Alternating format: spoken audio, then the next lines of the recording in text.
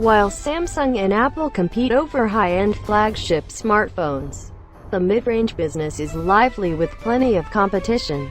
Almost all smartphone manufacturers have solid mid-range offerings, but some rise above the rest.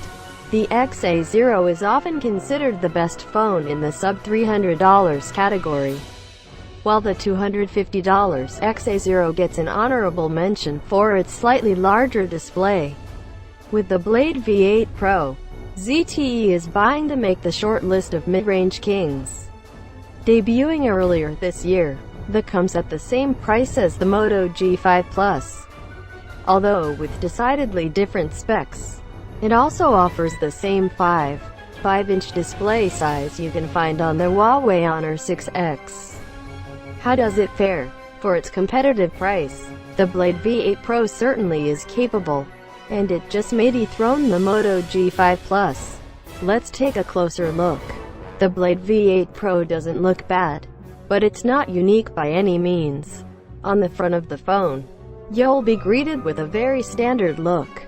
There's a home button on the front, and it doubles as a fingerprint scanner. We found the fingerprint scanner work reasonably well most of the time. Perhaps once every 5 attempts, we would have to rescan, but that's not a terrible strike rate. On either side of the home button you'll find 2 lit-up dots, which represent the back and multitasking buttons.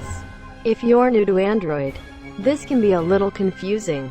The back button lives on the left, while the multitasking button is on the right. Not everyone knows that by instinct, and it may take some time to get used to the layout. On the bottom of the phone, you'll find a USB Type-C port, along with speaker and microphone grills. On the left is a dual SIM tray, while the right edge houses the power button and volume rocker. Both are in easy-to-reach spots.